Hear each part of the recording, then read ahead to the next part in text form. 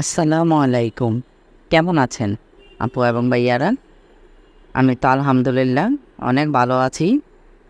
যেখান থেকে ভিডিওটা দেখা শুরু করেছেন, একটা লাইক দিয়ে ভিডিওটা দেখতে থাকেন আর সাবস্ক্রাইব করে আমার সাথেই থাকেন। আর যেসব আপু ভাইয়ারা ফেসবুক চালান, শায়লা ব্লগ নামে আমার একটা ফেসবুক পেজ আছে, চাইলে আপনারা ওখান থেকে ঘুরে আসতে পারেন। তো শুভ সকাল সবাইকে। আসলে শুভ সকাল না,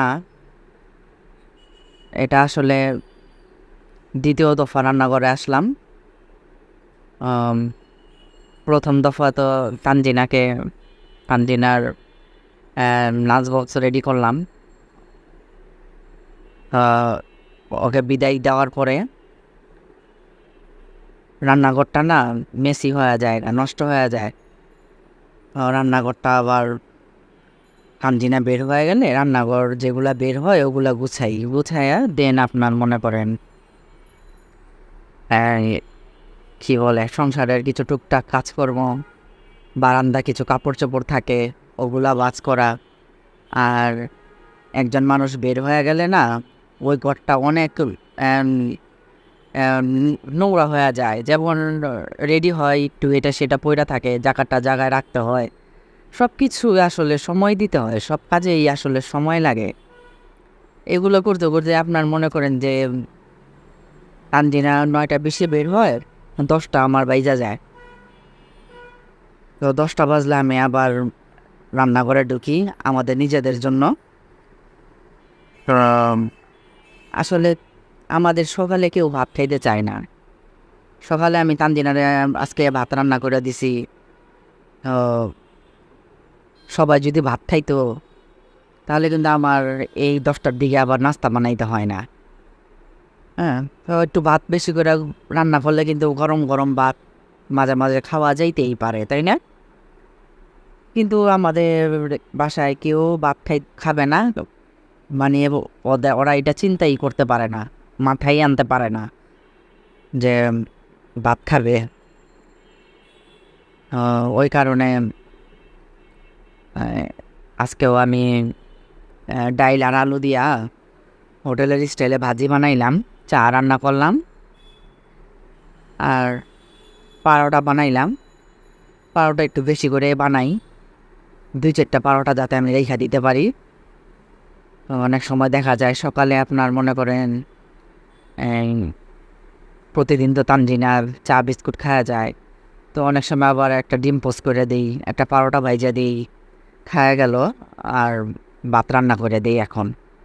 আগে তো হাবিজাবি দিতাম, এখন এত হাবিজাবি দেই না। দুপুরে আসলে আমরা বাঙালি, একটা শক্ত খাবার না হইলে কিন্তু আমরা অসুস্থ হয়ে পড়ি একটা সময়, আমাদের শরীরটা দুর্বল হয়ে যায়। আর দুপুরে আসলে আমাদের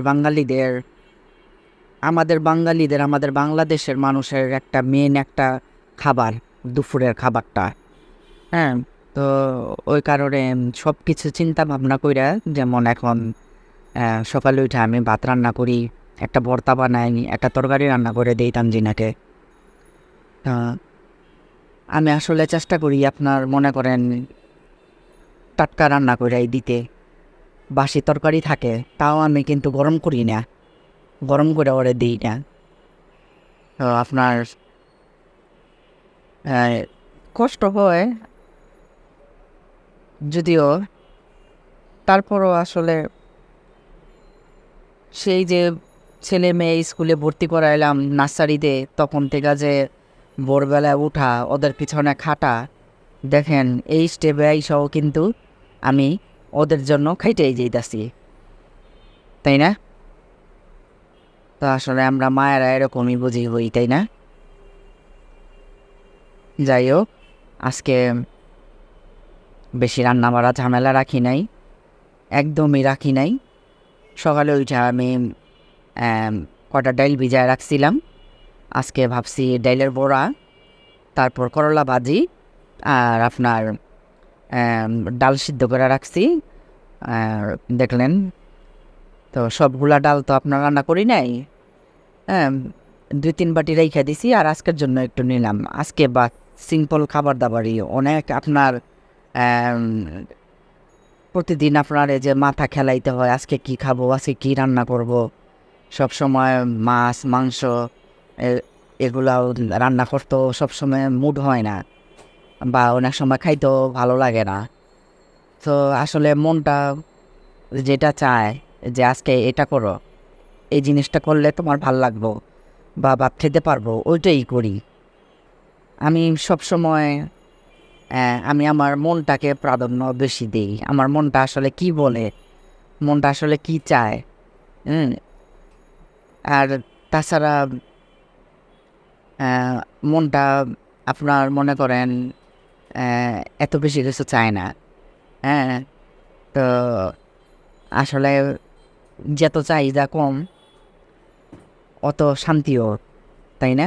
বেশি চাহিদা থাকা মানে আপনার অশান্তি সৃষ্টি হয়। হ্যাঁ, তো ওই কারণে এই আপনার মনে করেন যে মনটা অত অত বেশি আবার চায় না। হ্যাঁ, হালকা পাতলা কিছুই চায়, সামান্য কিছুই চায়। যাই হোক, বাসায় তো নাই কেউ, আমি একাই বড়া ভাইজা নিলাম আর করলা ভাজি আর শুকনা মরিচ ভাইজা নিলাম 2টা।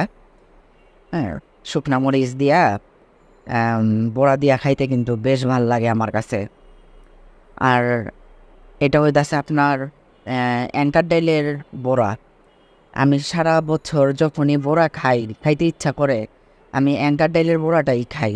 অন্য কোনো ডালের বড়া আমি খাই না। অন্য কোনো ডালের বড়া আমার কাছে মনে হয় ক্রিস্পি হয় না।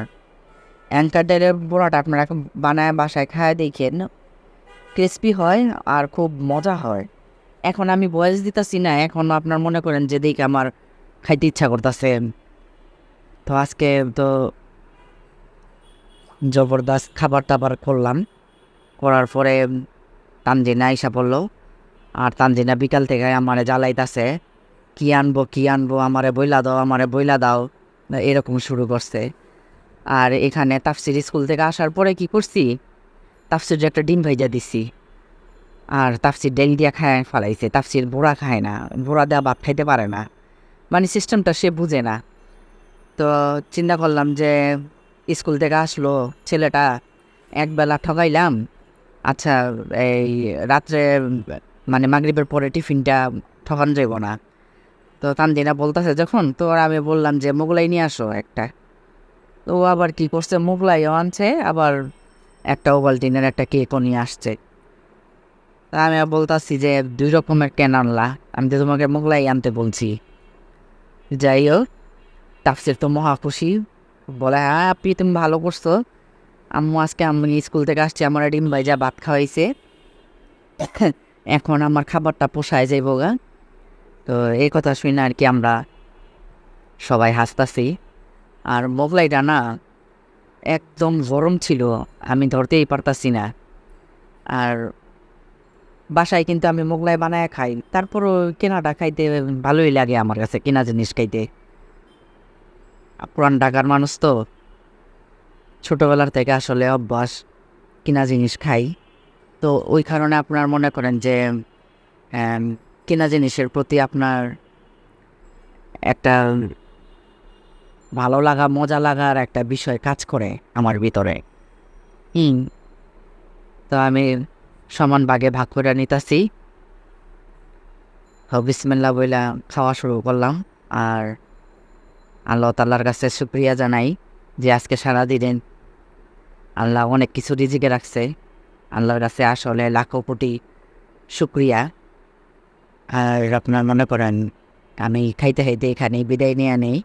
আল্লাহ হাফিজ, ভালো থাকেন, সুস্থ থাকেন, কেমন?